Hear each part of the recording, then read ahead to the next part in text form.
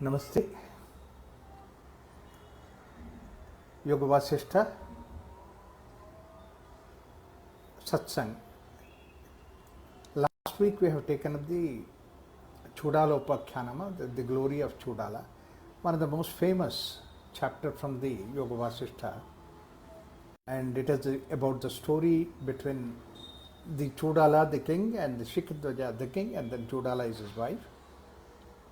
After having lived very comfortable life in a spiritual way of life, all that, then Chooadala and then Shikhidwaja, both of them decided to go for spiritual journey, left everything behind, the kingdom and all its responsibilities, everything, like the way in the tradition always prescribes the way of going to from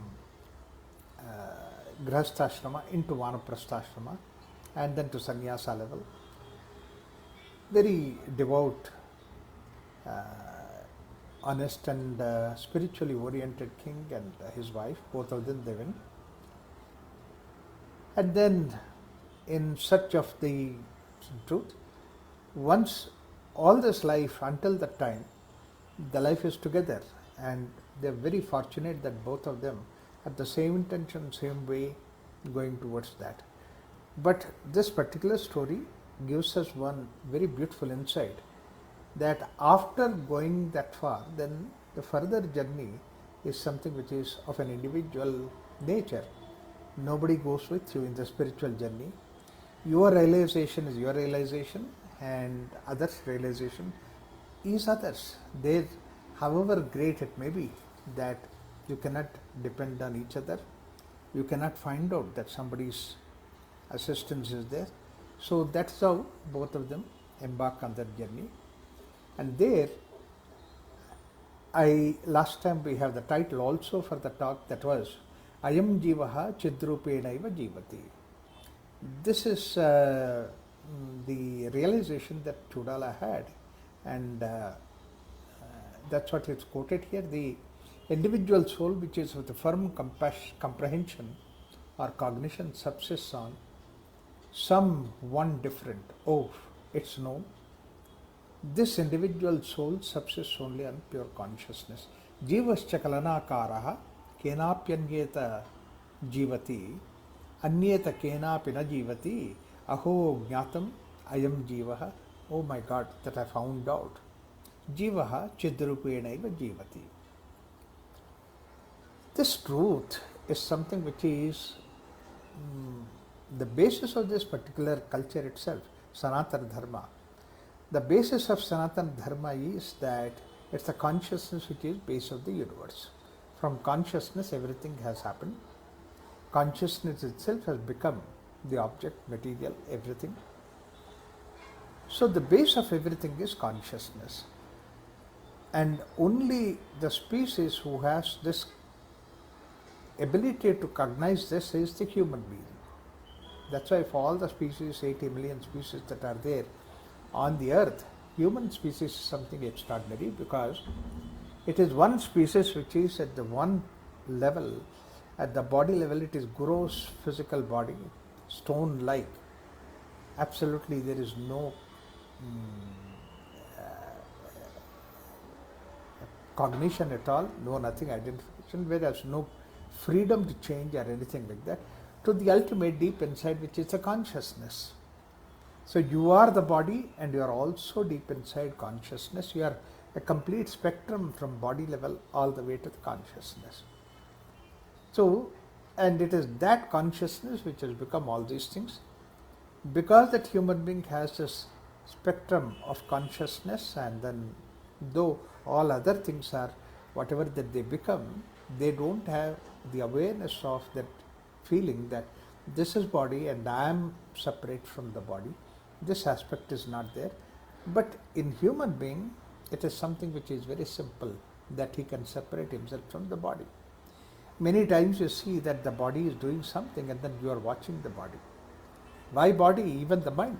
You are telling somebody something and then you know deep inside what you are telling is not the truth. You smile at somebody, but then deep inside you know that you don't want to smile. So that shows that human being is something which is a spectrum, and deep inside he is somebody working through all these various mechanisms that are there in this particular spectrum. So suddenly that this and in the case of a child, you see that the child is only the pure consciousness. The child does not have any identification with the body or at the other levels. It's only the adult who identifies himself with all other levels, not only the body, but even with the world outside, the objects and also the persons and what they think of it. So all these things are there. Basically, he has forgotten that his basic nature is that he is the consciousness, and he is that pure consciousness who is perceiving that.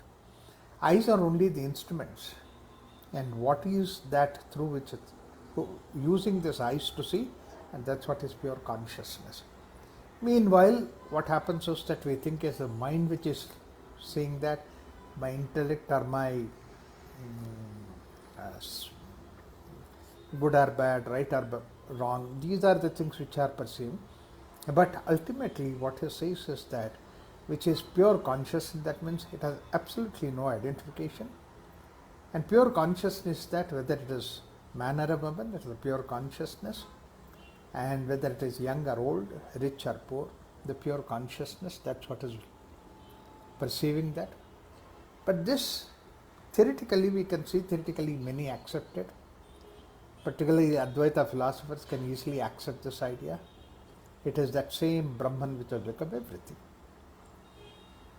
So this Brahman is that pure consciousness which is really interacting with all these things. And Brahman itself has become Jivatma, the individual, and then even this individual is nothing but the Brahman who is watching all these things. You and me, we are all the same thing at that level. At the body level we may be different, our experience level we may be different. All other things, all other levels, there are so many individuation that has taken place, but purely when you go back to the one who is interacting with is the pure consciousness. So that is what he says, that aho jnatam ayam jivaha, oh, it is now known, as if it is something which is revealed in front of him. Oh, it is known. It's an exclamation. It's a case of where that sudden revelation, Vishwarupa Sandarsana like thing, it is that cosmic vision that he has. He says that aho jnatam ayam jivaha, this particular jiva, individual jivatma, chidrupenaiva jivati, and it subsists only on pure consciousness. That means whatever the experience of this pure, this jiva consciousness that is there is all nothing but pure consciousness. Such a huge revelation that he had. And that's exactly the way that when Al-Hilas Mansur said, Anna al-Haq, he said that I am that. Similarly, Upanishad says how, ahamannam, ahamannam, ahamannam, in Taittiriya Upanishad. That how is an expression of that exclamation. Wow, what a wonder it is. Ahamannam, I am this physical body. It is the consciousness which has become this. And it is the consciousness which is experiencing. The experience only belongs to consciousness, pure consciousness, nothing else. Idanim punariksheham kenaiva chit prachetyate ahonu chirakalena jnatum geyam anamayam. I shall now see, reflect again, by whom this pure consciousness is comprehended, perceived. Oh, after a long time indeed, that which is free from bliss, fit to be known as to be known by me. So now that I realize that this is what I am, and that pure consciousness. So yetehi chidvilasayanta manung buddhirindriyadaya asantaha sarva evaho avadhanam vinotyati. So surely these entities, beginning with the organs of senses, mind, intellect, and ending with the flash of pure consciousness at the individual soul, are all only non-existence and have arisen without attention. And it's a wonder. It's a realization that all these things, whether it is manas, buddhi, indriyas, all these things that have come is from that pure consciousness, including the individual I that I am perceiving is also nothing but the pure consciousness. That's what the realization he comes into. The greatest advantage of getting, or greatest outcome of this experience that I am I am the pure consciousness. For such a person, everything is perceived as pure consciousness. In the world, everything is nothing but that pure consciousness only. The dog is there, behind the dog, it is that what is perceiving through that dog is also pure consciousness. That's what is the highest realization that this particular land has given. That's why there are some Upanishad stories where the sage is sitting under a tree and then some robber just wanted to lay hands on anything, but he could not. Finally, he just pushed his dagger because there is nothing around. What can the saint have? Anything? He doesn't have anything. So irritated, frustrated, and he just pushed the dagger into his chest. And that saint opened his eyes, looked at a robber, and then smiled and said, "You are also Brahman. You are nothing else." So it is this feeling of you're also Brahman is the highest level of realization. In fact, when Mahavir realized that the same consciousness which is him is the same consciousness that plant is also there. If I feel the pain, that means there is a pure consciousness feeling the pain. The same way, if the plant also feels pain, it is a pure consciousness feeling that pain. So that's one of the reasons. That's the reason why. It's a very sweet story. He was walking and suddenly the single cloth that he was wearing, due to the wind and stuck to a plant with thorns, and then because it got stuck there, he tried to remove that cloth. And then he saw that plant was getting disturbed. He said, "No, I don't want to disturb that pure consciousness, which is in the form of a plant." He just left that core and cloth, and then he became pure inside. See, when you become the pure consciousness, then what is that you are covered with? You are covered with the whole of Akasha. You are covered with that whole. That's why it is called as Digambara. Dig means basically Akasha. Ambara. That means to say all that what you cover is by the Akasha, the space or the sky. Therefore, where is the question of wearing another cloth? So just he left that and then walked naked. So that's why whatever that nakedness that Mahavir had is the Digambaratva. The others, when they become naked, they are naked. So therefore that they have that feeling that I am naked because the others are covered. I am Brahman, but others are not Brahman. That's only bookish information. Whereas what Mahavir had, so therefore what people have interpreted the way that Mahavir, no, he didn't want to, it was ahimsa. It was not wanting to injury the plant that he has left that, no. Himsa and ahimsa is not the question. The question is perception of Brahmasthiti. That Brahmasthiti made him to just walk without that. So that is the idea that Mahavir has done. So there also the example, Ayam Jivaha Chidrupena Jivati. It's all nothing but Chidrupa, which is living. It is the consciousness which is living, all the experiences that Mahachit Ekaivaha Astiha Nirhankara Rupini Sakrit Vibhata Mimala Nityodayavati Sada Sa Brahma Paramatmadi Namabhi Parigiyate. O great one, pure consciousness alone exists here. It's of the nature of absence of ego. Ego is there because that you separate yourself out, you boundary yourself out and the rest is there. Then you call it as ego. There is nothing like that. There is only one consciousness. Where is the question of ego? So therefore that ego does not exist. The stainless, the pure consciousness once manifested is always appearing invariably. That's what you see everywhere. It is described by the names of Brahman or the Paramatman. Brahman is when you are looking at the Supreme Spirit, Paramatman as the Supreme Self, and the like.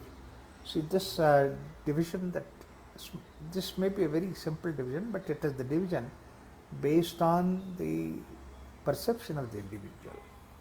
The perception of the individual is that one is the way that jnanis, when they look at Brahman, which is all inclusive, and from that everything has come, that's what is Brahman, that they call it as. Their language is Brahman. Whereas bhakti, people who are with the emotions, with the feeling, and their approach is that individual is supposed to be Atman, and then one which is the supreme of all these Atmans is supposed to be Paramatman. So one where it is the supreme Brahman that is there, Parabrahma, when that expression is there, it is basically the idea of that Advaita. There is no two, there is only one. So that is the idea of Advaita. Only one is there. When you say that, that means to say you are assuming that outside the one there must be something. Whereas Advaita is that two is not there. That means only one is there. But it's more accurate way of saying that there are no two things. There is only one Paramatman, one Supreme Brahman, Supreme Consciousness, pure consciousness that's there. That's what is the jnana way of looking at it. Whereas in the emotions way, in the feeling way, that two are there, but then still continue to be two are there, but at the same time, that two are not two. The other is not the other. So that's why it is called as Ananyatva. One is called as the Advaita and the other is called as Ananyatva. Technically speaking, both of them are the same, but both of them are different. From one looked at from the intellect point of view, another looked at the feeling point of view, bhavana point of view, Ananyatva. And when Ananyatva, when you see that Jivatma is nothing but Paramatma. So that's why on one side it is Parabrahma and the other side it is Paramatma. That's why he gives two different expressions here. Mahachit evaikastihi nirahankara rupini sakrit vibhata vimala nityodayavati sada sa parabrahma paramatmadi namabhi parigiyate. These are the two different ways that it is looked at. But both these things merge at the same. Technically speaking, both of them are the same, but then from what angle that you are perceiving as the one which you are comfortable with. See, it's not the question of whether it is right or wrong. The question is that if you are one with the feeling inside, and that feeling is, you feel that Paramatma. So what happens in the case of Parabrahma, you get into the Shunyatva. There is nothing that exists. You become blissfully silent. Whereas in the case of Paramatma, Nanatva becomes Paramatma. Paramatma that becomes. Then it happens is that you surrender yourself. You just surrender yourself. It becomes like one of a festivity, one of a celebration, extraordinary. So that is Shunya, this is Purna. And that is something where that you are silent, whereas this is something where you are the whole variety that is there, but it's all inclusive. That's what is there. Vinanudinam ityesham swatmaramataya tata paramatma mahalabha paripurnantaratmana svaviveke ghanabhyasavashat atmodayena sa shishubhe shobhana tatra Chooadala purya shobhata. Now having that experience of that, Chooadala belongs to the second level. Chooadala belongs to the second type. After all, the very simple thing is that Chooadala is a woman. Women, it is the feeling, it is the emotion, that's what is very important. Not only important, it is something which is supreme, superior. Whereas man is supposed to be intellectual. So therefore he is struggling with the intellect. Intellectually he is trying to realize. But excuse me, Chooadala's experience is something one from the level of feeling. So therefore, that what happens? um, Chooadala, Purva Shob, uh, day after day after day. So now, when she started experiencing, you see, the experience when you think of from the point of view of feeling, it's one of pleasantness, one of celebration, it is one of joy, it's one of nectarial experience. All these things are there in the case of feeling. Whereas in the case of intellect just becomes shunya. But ananda portion that is there much more eloquent in the case of feeling. So therefore that dina anudinam ityesha, day after day after day, having realized that, that is what is continuously uh, ringing in her ears and all that. Smatma ramataya tata Chooadala, and because of the state of delight in her own self, such a person is actually celebrating being in his own self. Atma Rama, that's what is the self, and Swa Atma Ramataya, having been that, and then Paramatma Malab Maha Labha Paripurnantaratmana. So what happens is that having been raised to the self-knowledge, her own self and the rise of self-knowledge on account of her intense practice of discrimination. So trying to be in that particular state constantly by just dwelling in that, and that's what is nitithyasa. Nitithyasa is constantly in that dhyasa, practice of this, with her inmost self, heart. This is what is the idea. With the feeling belongs to the heart. She started feeling it at the heart, filled by the great acquisition of the Supreme Self. Surrender to the Supreme Self and shone splendidly there with extraordinary beauty. One who established in that Supreme Self, then the beauty is her own. And not only that beauty is her own, but it is more important than this, she herself is the beauty. Beauty is not God, beauty is God itself. God is beautiful, that's not the way. Beauty itself is God. Not only that beauty, everything is nothing but God is alive. It's not like the question like that. Life itself is God. Joy, when you go to heaven, that's joy. Being joyful itself is that you create heaven, you create the divinity. That's what there's one a very devout spiritual person that he went to the heaven, having done everything in the right way, disciplined way, in a Raj Yoga way and all those things. Finally, when he goes to heaven, because naturally that he has done all those things, so he deserves heaven, so he went there. When he was surprised when he went to heaven. He saw that Mirabai is dancing and then Kabir was singing, and then once again Chaitanya Mahaprabhu was in ecstasy dancing. Ramakrishna Paramahamsa was in his beautiful childlike mood and all those things. When he saw that, he was shocked, he was surprised. Then he asked one of the angels there, he said, "What is this? What are they doing?" He said that they are in ecstasy, they are dancing, singing, music. Somebody singing bhajan, somebody singing, playing all those things are happening. Mira is dancing. They continue to dance. He said, "Yes, why? What's the problem with you?" This man said, "I thought that they do all those things to reach the heaven and they don't have to do anymore once they reach the heaven." He laughed. He said, "No, it's not that they are dancing in the heaven. Not that they are singing in the heaven. They are singing and they are dancing. That's how the heaven is created." So it's not for the sake of anything that they do it, but for the sake of that they do that. That's what is the heaven. Heaven and hell, they are not anywhere else. They are where you are. You create that. They are in attitude, not in altitude. You are not going anywhere into the heaven. You are creating a heaven and then you are being in the heaven. This is what is the idea that story tells. And that's what Chooadala had that experience. And then because that she had that experience, one thing that she became beautiful as young, beautiful, what it was there several years ago. Shikhidwaja, probably when he first saw her, that's what is the attraction that Chooadala has.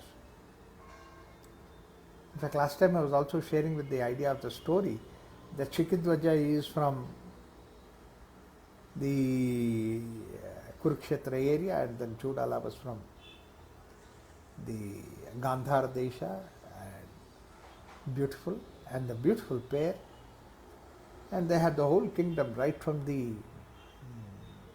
ocean all the way up to Himalayas and beyond. So that was what all that riches that they had.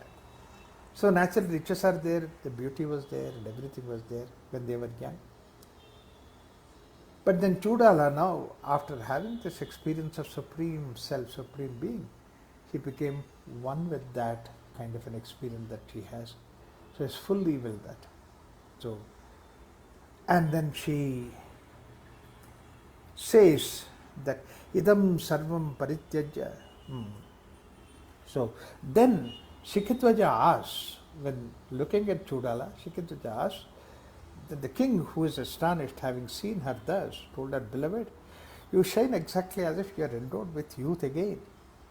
I see your mind deep and calm. Tam alokya, having seen that, taya raja vispito vijahara vyajaharaha. That means to say, after having seen that, he asked her, bhuyo yavana yukteva. Ah, what a beauty of it that you are like the way that you are youth, yavana yuktaiva, rajase niratam itaram priye. I mean, you are shining with the help of this yavana, beloved. You shine exceedingly as if you are endowed with youth again.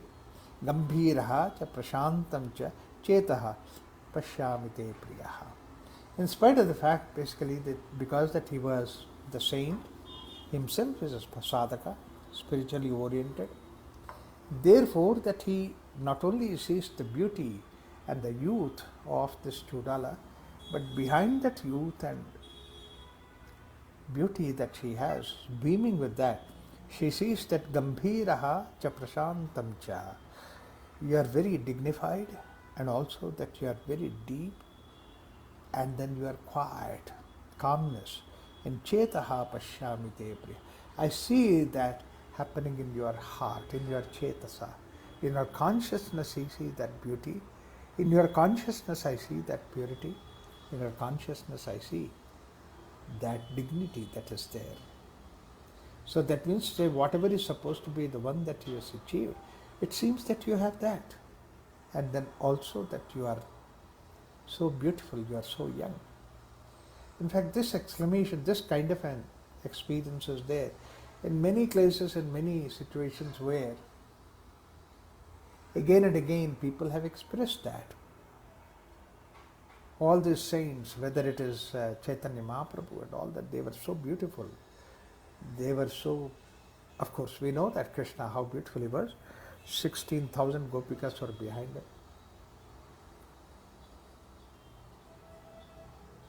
The beauty belongs to that spirituality. That's why it is beauty belongs to spirituality itself. And that kind of beauty is something which is extraordinary. Let me give you a similar kind of a thought that Patanjali gives in the case of Yoga Sutras. He says that, normally when things are not organized, things are all just, they are thrown everywhere and all that. Okay, they're all there, but the same thing when you organize them, when you put them neatly, when you arrange them in nice, wonderful places and all that, and then you look at that, now it looks really beautiful. It looks so extraordinary. What was not otherwise. So, all the objects the same. You have not added any more object. You have not added anything. But then all that what you have done is that put them into a nice, wonderful order. The moment that you see that, you are joyful. He says that is the true joy. It's not by the object that is there, but object will help you to transcend. That's why Shaucha is that orderliness, and Shaucha gets you that santosha. It's a different santosha than the object can get you the santosha. The same way that, the sound is what the You blow the air through the pipe, it gets sound. But then you are nicely manipulate that in the bamboo flute. Then the melody that you get is something which is extraordinary. That means to say these are the things which help you to transcend the body level, transcend the physical level. That's what is the beauty that Shikhidwaja is seeing in Chooadala. And definitely Chooadala is manifesting that particular beauty. Many times you can see that kind of beauty in the case of saintly persons. You don't have to, the very moment that you look at that, you get that kind of a respect, kind of beauty. It's not the beauty which you physically getting attracted, the beauty which is your consciousness getting attracted. I always used to feel that even at the age of 70 years, that M.S. Subbulakshmi, one of the greatest singers, oh, look at her face, such motherly beauty in her face, extraordinary. There are several such people who are there. So that beauty is what Chooadala manifested, that you become young like. That means you get easily attracted. So bhuyo tam alokya tatha raja vismato vyajaharaha bhuyo yavvana yuktena rajase niratam priye gambhiram cha prashantam cha chetaha pashyamite priyaha. You develop such kind of a respect in your heart when you see that kind of beauty. It's not the kind of beauty which can pull you down to the physical level, body level, but it can take you towards that Atmasthiti. For that, Chooadala replied saying that, idam sarvam parityajya sarvam anyat maya shritam yattat satyam asatyam cha tenasmi Srimati Sthita. Having given up all this worldly thoughts, experiences, and all the other things which are connected with the world, another entity which is everything or the whole has been reported to me, resorted to by me. It is this that is the truth, reality, as well as the untruth, unreality. Because of that, I am beautiful. I am beautiful because of this reason that whatever that is supposed to be interacting, connecting values, giving the values to the material aspect of it, I raised above that level, and there is another being within me which is supposed to be supreme reality, supreme entity, and I have taken the resort of that. That means I am constantly in the experience of that, and that became much. So as a result of it, what happens? What is the outcome of it? Nahrishyami Nakupyami Srimati Sthitaha Ekaivamsha Sankashe Kevale Hridaye Rame Evatmanyeva Tusthami Tenaham Srimati Sthitaha. It's a beautiful expression that Chooadala gives. See, normally what happens is that when somebody talks about this Samadhi experience, divine experience, people all look at something which is mystified kind of a experience, mystified language, all this chakra, this, that, all those things are brought about. But here, Shikhidwaja, when he says, asks like that, Chooadala is classified in a very, very simple human language. And she says, Nahrishyami, that means there is nothing which can really make me to exalt. I feel happy, I feel wonderful when you see something. But it doesn't throw me overboard. That's what is Nahrishyami. Nakrupyami, or the other side, that something goes wrong, I ignore. There is nothing which can really make me angry, nothing make me to upset. It doesn't stay with me. I'm not that. That means to say up and down, both these things are not there. I'm in the samatala sthiti, always in the state of balance. Nahrishyami, nakupyami, tenaham srimati sthita. By that I am, because of that, I am beautiful. Because of that I am in the state. I rejoiced in the pure heart or the inner being, resembling the sky quite alone. Akasha sankashe. Akasha is space. So, ekaiva, ekai Akasha sankashe kevale hridaye rame. See, this is the difference between the intellect and emotion. Intellect deciphers, intellect separates them, intellect puts into the pigeonhole. It divides them. Intellect actually divides. So that's why what divides is called as the vibhakti. Vibhakti is that which divides. Intellect divides. This is right, this is wrong, this is good, this is bad. Slightly better, much more better. So all these things, that hierarchy it can create. Intellect is capable of doing that. Yeah, many times we need to do that. We use that fine. But then that's intellectual work, intellect work. But the emotions are not that. It's not vibhakti, but it's supposed to be bhakti. That's why bhakti, bhajan, is supposed to belong to the emotion, or the way that you have the bhavana within. So, ekaiva akasha sankaya, and that's what is the capacity of the heart. Heart unites. Heart puts them together, saying that, yeah, different colors may be there, different shades may be there, but we are all one. See, that very statement seemed to be something which is underplaying the idea of all these differences that are there, very consciously, experientially. So that's why Akasha is that space, and Akasha also has idea that where Avakasha is there, that means the possibilities are there. Any number of possibilities are there. If somebody can, I like silence, I'm silent, and somebody talks loud. Oh, one can also talk so loud. You only appreciate as a part of variety that can be possible. Similarly, somebody is extraordinary, also say, wow, this is also the way that spirituality can manifest. When that is the way that you could think of that consciousness as possibility, all those things, where is the question of Hrishyami and where is the question of Kupyami? There is nothing like I didn't like it. There is nothing like I praise. Both these things are included. That means to say basically that you are so expanded and heart expands. Head divides, heart unites everything, it expands. If you give something more, and then it can also expand to incorporate that. Like the way that Girish Ghosh came to Ramakrishna Paramahamsa to argue that God does not exist, and then very, very brilliant mind, particularly those days was known to be one of the great speakers. He came and he argued and argued and argued to prove that God does not exist. Whereas to Ramakrishna and the disciples, and Ramakrishna every day does the puja, every day talks of God, Kali. And for him, morning to evening, it is nothing but Kali.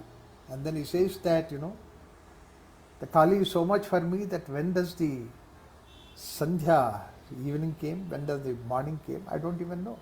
Sandhanta, Shandhane etare, Achu Shandhi nahi par, I don't know anything. And you ask me to think of God before Sandhya, after Sandhya. I don't have any Sandhya at all, because thinking of God is Kali, Kali, Kali bole. And that's what is going on all the time. When everything is going on, that is going on every time, that means where is the question of opposite, where is the question of different? That's what is the heart. Heart includes everything. Heart includes everything, and they say, therefore,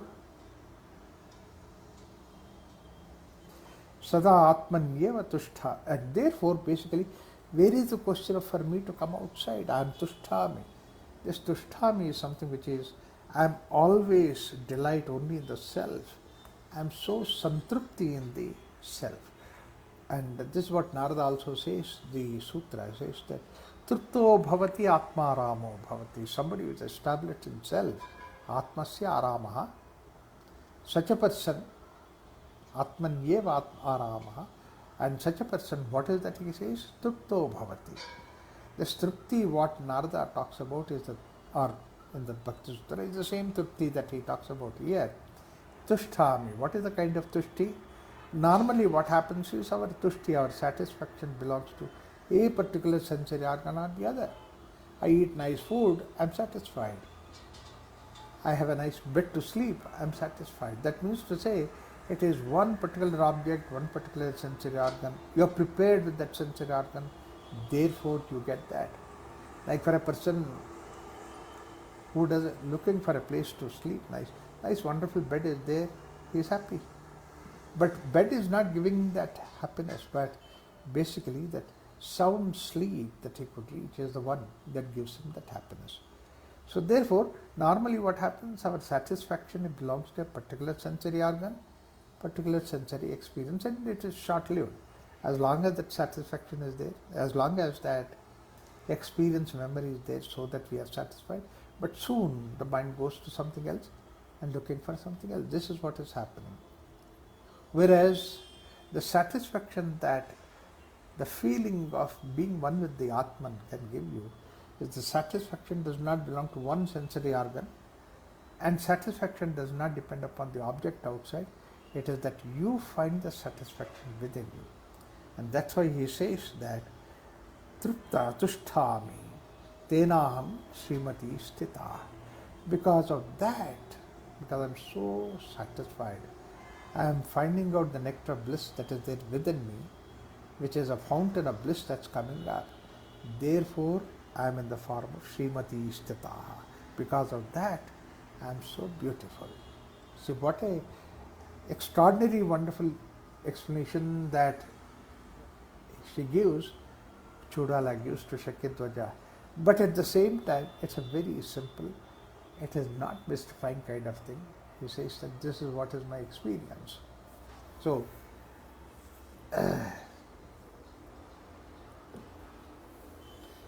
न हृष्यामि न कुप्यामि तेनाहं श्रीमती स्थिता एकैवावकाश संकाशे केवले हृदये रमे. I am just totally, Rama means basically here, you are immersed in that, hridaye rame, sadatmanyeva tushchami, tenaham srimati sthita, abuddhatva, tadgaram artham, vihasyothaya bhupati, asammadda pralapoyam, iti nischintavantava. The king, see, not having understood the meaning of her words. Words are so simple. There is nothing which is that you can't understand. But then he says that the king, having not understood the meaning of her words, abuddhatva, not having understood, tadgaram, tadgiram ayam, vahasyot yagarbhupati, asammadda pralapoyam, have get up, decided that her utterances are incoherent. They don't have anything. Asammadda pralapam. Sammadda pralapam is basically that where a direct connection, one-to-one connection, that is there, sambandhaha. Baddhaha, that means to say it is related to that. Asammadda pralapam means basically that I am asking something, you are telling something different, and I don't see anything worthwhile in that. Iti nischintava tatha. Utterances were incoherent, and then smiling, getting up then. Then he got up and went away. This is something which is, one thing is that he didn't understand. There is nothing not to understand about and what she said. But more important thing is that he was expecting something that is what she did not say. He was expecting some extraordinary kind of an experience that she is talking about, and her experience is not that simple that she could say. I don't think that she is really reliving the relevant object with me. She is just talking something which is just an ordinary routine kind of thing. So he just left alone, and you see what happens is that when Rishi says that all these things nothing but Brahman, when Rishi feels that and expresses that, we might just put it aside saying that what is this? Everything is so horrible, dirty, this, that, complaining, and everywhere that you can see corruption. And then here Rishi says everything is Brahman. There are two ways that I take it. Either I accept it, I reject it, saying that this man is talking out of her heart. So therefore I put it aside. But then I continue my journey, my work. But whose loss it is? There is no loss for the Rishi, but for you the loss is that somebody who has that kind of an experience, why can't you become that person who is having that kind of an experience? Meera is dancing in ecstasy, Chaitanya is dancing in ecstasy, and that's what you can see that. Their dance is there, that, and from royal family she came and she's dancing. Chaitanya Mahaprabhu, with all that knowledge, extraordinary knowledge, that he's still dancing. You can see that and say that, yeah, they are mad. Thereby what happens is that it's not the dance, but more importantly the joy that you are missing. That's why a lot of people that they try also, let's also dance. So you see that so many people, they try to imitate them by dancing. By imitating that they are dancing, like the way that they want to dance like Meera, they want to dance like Chaitanya Mahaprabhu. You see a lot of people doing that, imitating these people dancing. But then there is one thing that we need to understand is that Meera is dancing because Meera is seeing Krishna. And therefore, the same way that Chaitanya Mahaprabhu is dancing because Chaitanya Mahaprabhu is seeing the Krishna there behind. That's why you can see in his songs how beautiful the descriptions are there. In Meera songs that there is such a beautiful description. But that Krishna you cannot see. All that what you can see is the dance that is there outside. So you can only imitate the dance, but you cannot go to the experience of whatever the Krishna that is there inside. For us what happens is the dance seemed to be real, that her seeing Krishna seemed to be madness. As long as that you have this idea that her seeing Krishna is a madness, it's a brainwash, or maybe it is something like you are hypnotized, then you will not also get into the experience. So the whole approach is to see that, is there a way that I can see also Krishna, so that the dance comes out of me. Dance is a resultant that comes out of experience of Krishna within. The same way Shikhidwaja, Chooadala is so beautiful, young, youthful, full of energy, and that's what Shikhidwaja sees. And he says that how did it happen? It happened because of its background. And what is that background? The background, she says that these are the things that are there in the background. But unfortunately what happens for him, that these things are too simple. These things are, no, this is not the truth at all. He just puts it aside. So when it is asambhadda pralapam, that means they are talking something. It can't be so easy. It requires a lot of energy and a lot of penance. A lot of people have this idea that more and more penance that you see, suffering that you go through, then only reach that. It's not that. It is something which is that the click that happens inside. And what is that click that happens inside? Is that ego has to be dropped. And that's what you can, the story that later on you get it. Kashtam natmani vishranto madvachoyam ayamna buddhavan iti khinna cha Chooadala swavyapara parabhayam payabhavat. Alas, I just could not convince him. This one has not reposed in the self and has not understood my words. See, words can only be understood if you have some little glimpse of experience. It is not there, therefore he did not even accept my words. Thus dejected Chooadala began engrossing in her work. She went back to her work, Chooadala.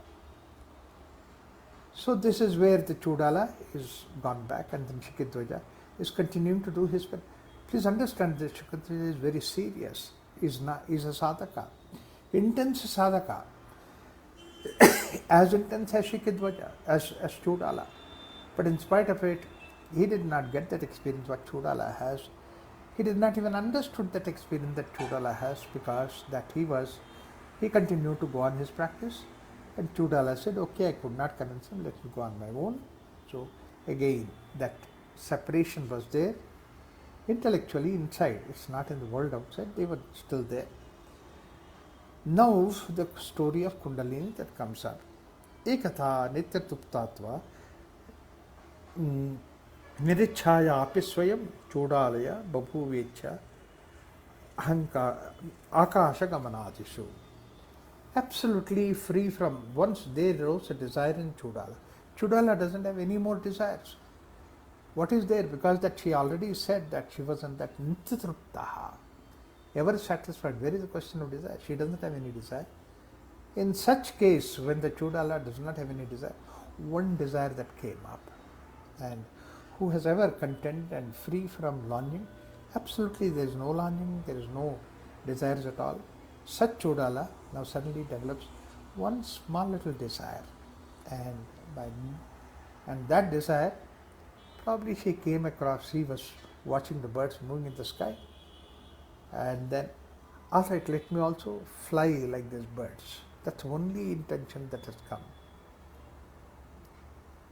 And it came from that pure consciousness that is there, pure self that is there. So normally the vasanas are the ones that are built by the world outside, whereas Chooadala's vasana is emerging out of that silence. Once he achieved that, tadartham sarvabhogat sa samtyajya nirjane sthale urdhva pranagamanam chirabhyasam chakaraha. So for that purpose she did the long practice of controlling the prana, urdhva prana pavanam chirabhyasam chakaraha, urdhva pranagamanam, that means upgoing vital air, prana, and as an uninhibited place having renounced all. So there is nothing which is really holding on to him, just anyway that already he crossed all those things. All that was there, whole energy, whole power, everything is now only one particular object. That's what is the Akasha Gamanam. And that Akasha Gamana was possible because of this prana. So she held on to that Urdhva Gamana prana. Now, a few things that I tell it, but I continue next week. Prana itself is always in the Urdhva Gamana. In fact, there is only one thing which can defy the gravity is this prana. You see, put the seed in the soil and cover it with the mud and then put a little water and all that. You see that the plant comes out. And plant comes out of the earth. What is there, the energy in the prana? What is the power that's there in that particular plant? It can bring the whole plant outside in the seed.